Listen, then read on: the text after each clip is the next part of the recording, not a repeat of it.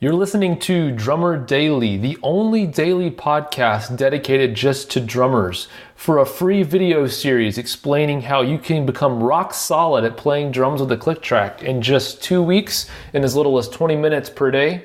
Visit boomclick.net. Hey there, welcome back for more Drummer Daily. I am out of breath, as is sometimes the norm on this podcast, but this time I'm out of breath because I have just got done practicing the drums, and really was going for it today. And so, sometimes it's good to break a sweat when you play the drums. I actually don't. I know this is probably going to sound like craziness or something, but I actually never play hard enough to really break a sweat playing the drums. At least I haven't in the past several years. The only times I've ever broken a sweat playing drums has been weather related, like, when we've played at a festival or something where it's, 90 degrees or something, or 100 degrees outside. But other than that, I don't really get that active. So what I did was I actually shot a couple of videos for Instagram just now while I practiced. And I don't know if it comes across on the video or not, but I was pretty active on these couple of videos as well, so I'm a little worn out. But I was, yesterday I did, as I'm recording this yesterday, I did my first live drum clinic on Facebook Live, and it actually went well from a technical perspective. I was actually surprised nothing broke more than it did, and I'm going to keep working on getting that better and better. But I had a question about recording in the studio, and I was kind of thinking about this today because if you've listened for a while, you might have seen me mention these drum intensives that I'm doing. And the first one is tomorrow. First person's coming into town for one of those tomorrow. And so I've been kind of in studio mentality mode, just going through everything that I think about when I'm in the studio. And I thought it'd be kind of interesting to point out something that I thought of today. It's a huge difference between playing live and playing in the studio. And that's this. When we play live, or we're in a band or in a rehearsal situation, and we are kind of putting together our part for on the drums, like what we're going to play.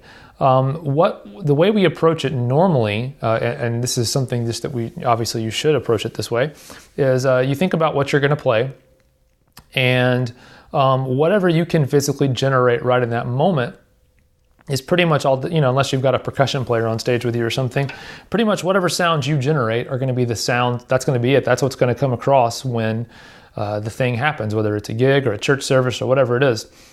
And so that it makes planning for live pretty easy, because you can create the sounds that you have, and that's pretty much all you can do. And now this might sound confusing, but I think you'll hear when I contrast this with the studio, I think you'll see where I'm going with this. So in the studio, the difference is that, of course, you are going to be playing the drums still, but you have to make room for overdubs, which is, when you go back, you might go back and record a shaker part or a tambourine part or some other kind of cool percussive element after the fact. And then you might also add a drum loop in, and you might also add 13 other acoustic guitar parts in at the end. And so part of being a drummer my drumsticks are making weird noises. I'm sitting at my drum set right now, by the way. Part of being a drummer in the studio is having a vision for what the end product is going to be. Now, obviously, it's also up to the producer to share that vision with you and make sure that you understand as a drummer, what you're going for as the end result. But even as a drummer, you might know, all right, this space is going to be filled in by a shaker, so I don't even need to play ride cymbal or hi-hat or do anything here, because we're going to have a shaker here. Or maybe both will work.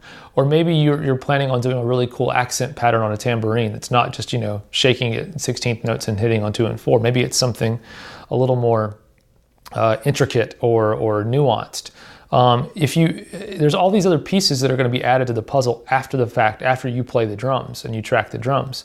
And as a studio drummer, you have to have a vision for what it's going to be. And even if some of those parts that are going to be added are going to be parts that you're going to be asked to add later. So you need to have a vision when you're creating these drum parts in the studio.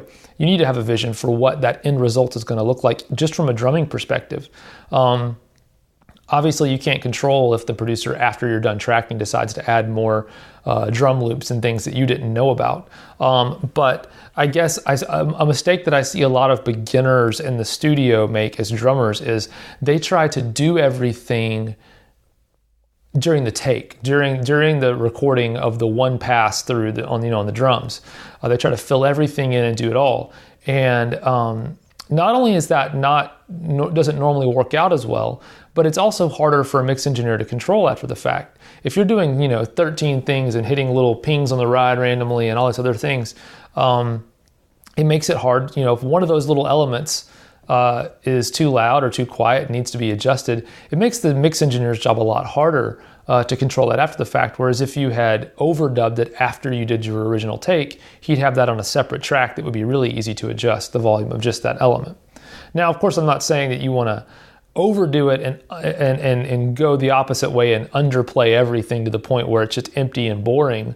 But like I said, you just need to have a mature kind of vision for what you're going to bring to the table, and understand that it may not all happen in the first take, or it may not all happen, even if you have a good vision and you're going to work it out, it may not all be executed right the first time. You may make mistakes, and you might have to even take some time to explain to the producer, hey, this is what I'm thinking will be cool if we can do this, and then we add this, and then we add that. And then you could even say, like, hey, so I'm just going to play this first take, maybe something really simple that then we can layer things on top of. And then, the good thing about recording in the digital age is, hard drive space is cheap. So why not do one pass where you play through the song and you leave everything out that you can, and then you do another pass that's more traditional, where you fill some things in, and then you even do a busy pass, and they can kind of piece together what they like. They can understand the vision.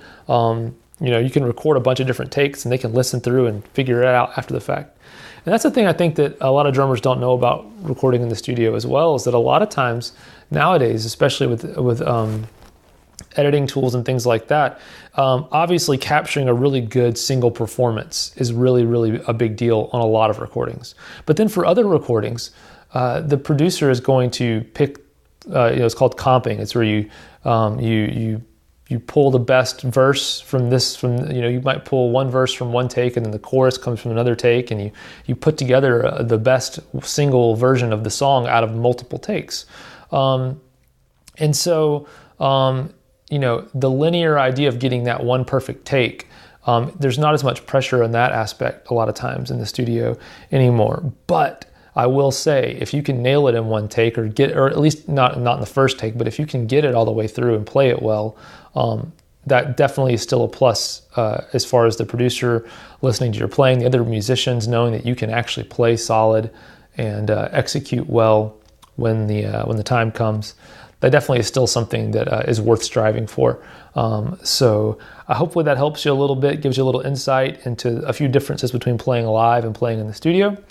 I am going to go grab some water because I'm out of breath, and I forgot to bring my bottle of water up here to the studio today. And so I'm going to go do that. And upcoming, maybe the next episode in the feed, if you subscribe to the podcast, and this is going to be for subscribers only. So if you are looking at my website or somewhere else, you're not going to see this. This will only be on the subscription feed on iTunes and all the other podcast apps. I'm going to post the audio from my live broadcast that just happened. And I think I'm going to do this every weekend, maybe, just for subscribers.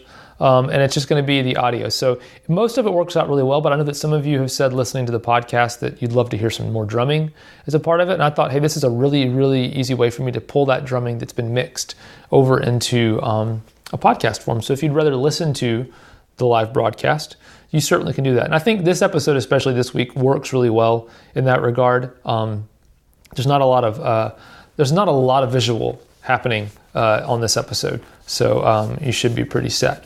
So anyway, hope you enjoy that and look out for that. And we'll talk again soon. Thanks for listening. Bye.